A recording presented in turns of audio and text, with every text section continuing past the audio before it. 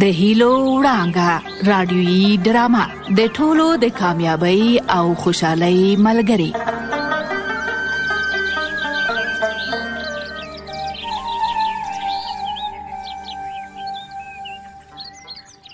د مور کلمه داسې ده، یعنی چې ژوند ورڅخه پیل کیږي. پوهانو رښتیا ویلي، د مور یوه دعا د انسان ژوند بدلوي. مور هغه هستی ده چې خپله ژاړي او اوښکې تویوي، خو تا خندوي او خوشحالوي. نو حتی په غلطۍ هم خپله مور ونه ژړوئ، ځکه چې د مور په حق کې ستاسو وړه غلطي به الله جل جلاله ناراضه کړي. وایي چې لومړنۍ ښوونکې مور ده، د ژوند لومړی ملګرې مور ده، او مور ټوله هستی ده. درنو او پتمنو میندو څخه مو هیله دا ده چې د روان کال د دلوې له 3 نیټې څخه تر 6 نیټې پورې تر 5 کلونو کم عمره ماشومانو ته د ګوزڼ 2 څاڅکي واکسین ورکول هیر نه کړي. السلام علیکم مولوی صاحب. وعلیکم السلام ورحمت الله وبرکاته. ځوانانو ستړي مشئ. سلامت اوسئ مولوی صاحب محترمه. مولوی صاحب اجازه خو به وي چې یو څو شیبې در سره کینو او یو د خیر مشوره در سره وکړو. امید راځئ، هر کله راشئ. بیا مشوره خو د حضرت محمد صلی الله علیه وسلم سنت طریقه ده او په مشوره کې خیر او برکت او اصلاح وي. سنگینه راځه د مولوی صاحب تر څنګ به کینو. سمه ده امید جانه. مولوی صاحب چې ستاسو وخت ونه نیسو. نه سنگینه وروره، زه اوسګار یم. لږ مخکې مې د یوې مهمې مسئلې په باره کې مطالعه کوله چې له مطالعې فارغ شوم. همدلته د جومات مخې ته په چمن کې د مرغانو اوازونو ته غوږ شوم. ډېر ښایسته ځای دی او د مرغانو اوازونه هم خوند کوي. هو امیده، دا ونې بوټي، مرغان، دا ټول زیروح او غیر زیروح د رحمان پروردګار ثنا او صفت بیانوي. بالکل مولوی صاحب همداسې ده. ښه تاسو د مشورې خبره کوله، اوس به اصل موضوع ته راشو، خبرې به پې وکړو او د خیر او اصلاح طریقه به یې ولټوو. مولوی صاحب موږ د کلي د سړکونو په باره کې له تاسو سره مشوره کوله. سنگین ښه وایي مولوی صاحب، زموږ د کلي ډېرو برخو ته سړکونه نه دي ورتېر شوي. د سیند د غاړې ځمکې هم سړکونه نه لري. که سړکونه د کلي شاوخوا ته ورتېر شي، ځمکې به هم ښې آبادېږي. ټیکټر به ورځي او ځمکې به داسې آبادوي چې حاصل به یو په څو کېږي. مولوی صاحب سنگینه ستا خبره مې بیخي په زړه ولګېده. له سړکونو سره ډېرې ګټې تړلې دي.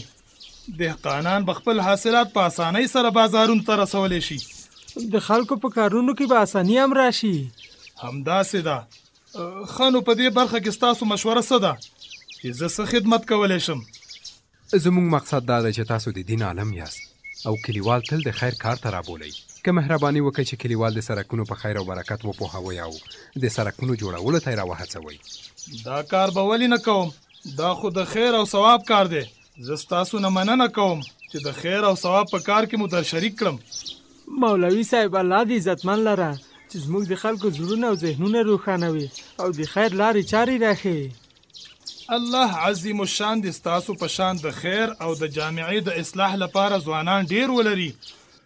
خو زما په زړه کې یو بله خبره هم راګرځي. مهرباني وکړئ مولوي صاحب، کومه خبره؟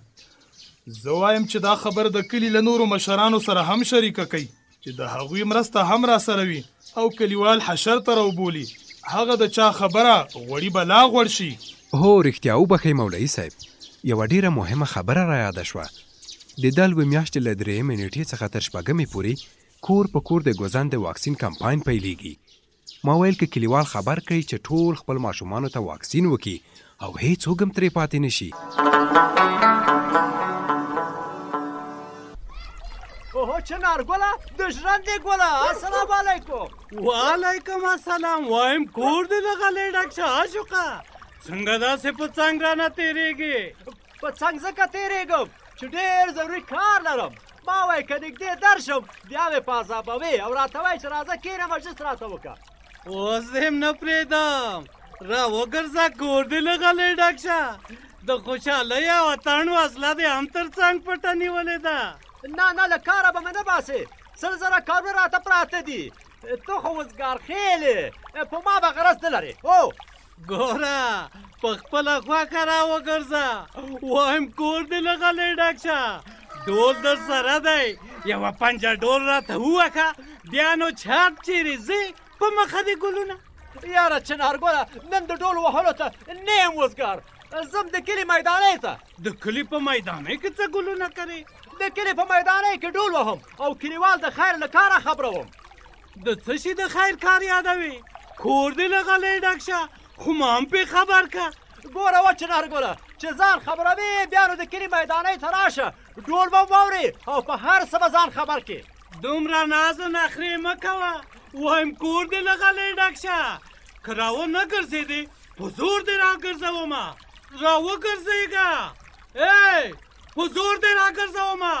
منډې مه وکړه، خیالي مې پرېږده. څه دې ویل چنارګله؟ وایم کور دې له غلۍ ډک شه چې عاشق درنه خلاص نه شي. راویې ګرځوه چې یو پنجه ډول پې ووکړو. وایم بېغمه اوسه، عاشق څه د آس غوندې ګړندی هم شي، د خیالي ګل له پنجو نه شي خلاصېدی. د هغسې په کش کولو یې راوله. ما دومره زارۍ ورته وکړې، زما خبره په ځمکه وغورځوله. ای چنارګله درته مو ویل کنه چې د کلي میدانۍ کې ډول وهم پرېږده که نه. دا د کلي په میدانۍ کې د څه لپاره ډول وکې؟ خلک را خبروم چې د کلي د سړکونو د جوړولو لپاره اشر وکړي. وایم کور دې له غلۍ ډک شه، دا خو ښه خبره ده. په اشر کې به مونږ هم برخه واخلو، خو اول زما او د خیالي زړونه ښه که. ښه ډول راته وغربوه چې زه او خیالي ښه شپږ مخی اتڼ درته واچوو. یاره چنارګله چې نه به پرېږدې که نه، دا یې ډول راځئ اتڼ ته مخته یله. چنارګله را میدان ته شه وایم، هله دغسې وایم مستې قلندرې سندره ورسره واخله، هله دغسې مستې قلندرې وایي لالی رابوله، هلئ بیا یې وپرېږدئ چې زینه جامه دغسې چنارګله وناوه خدا دغسې ویم لکه لاټي غوندې راتاو شه. خیالي ګله هله وایم کور دې له غلۍ ډک شه، لکه ملاقي کوتره واوړه راواوړه. هله شابه.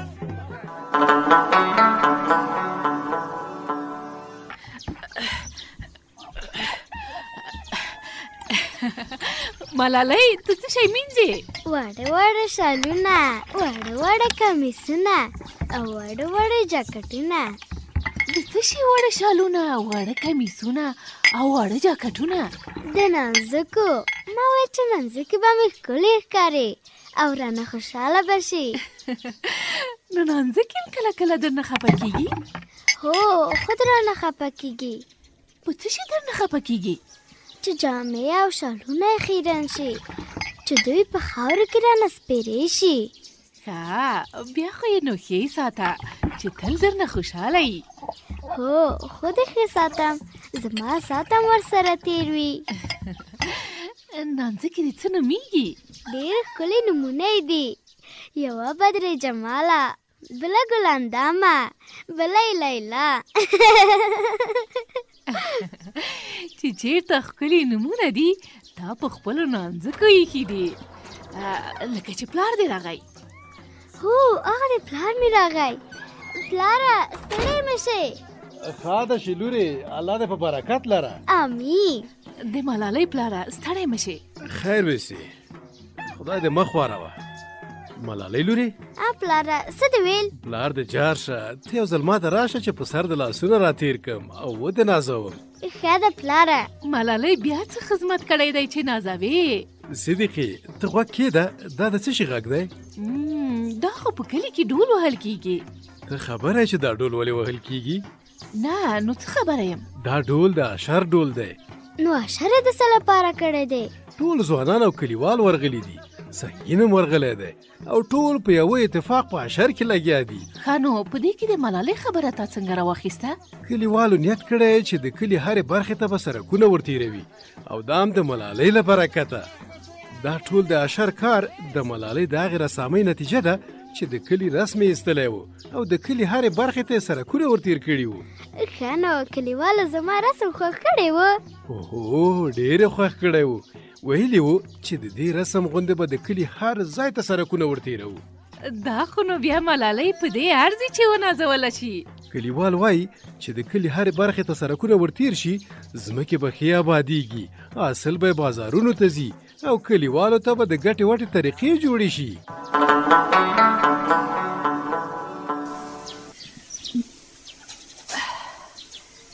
د نرۍ او مینې وریجې دیګ خو ډېر ښه تیار شو. د صبر چې سر یې خلاص کړم.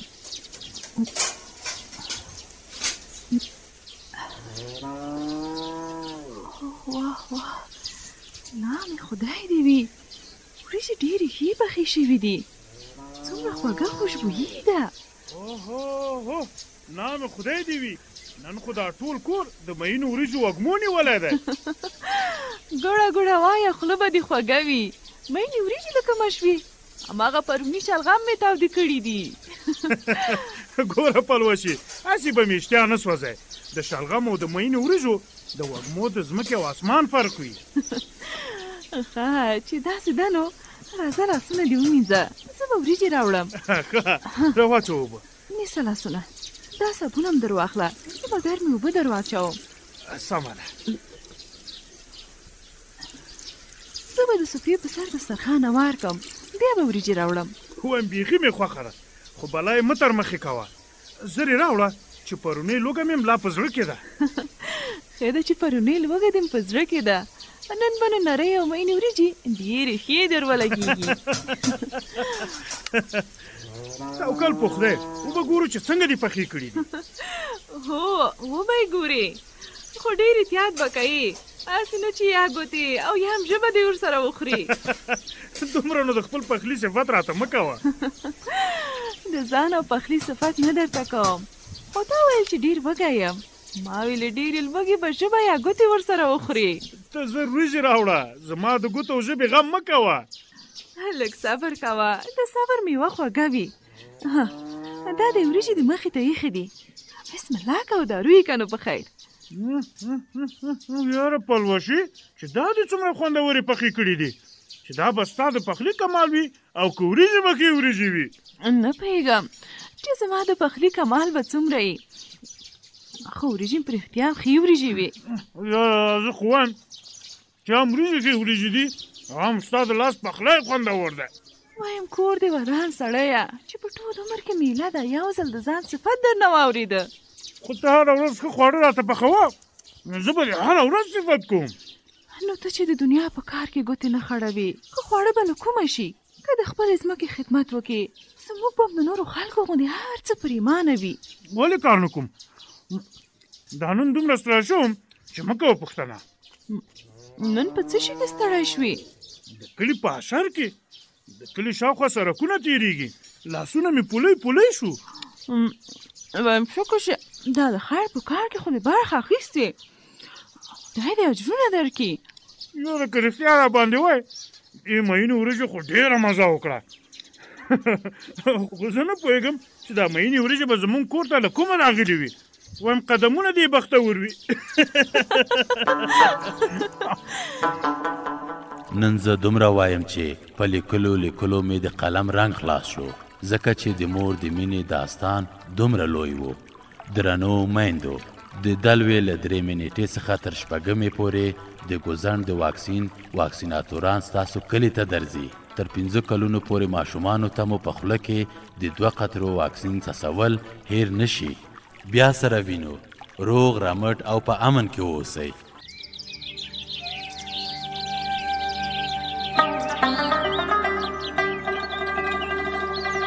د هیلو وړانګه رادیویي ډرامه د ټولو د کامیابی او خوشحالۍ ملګری.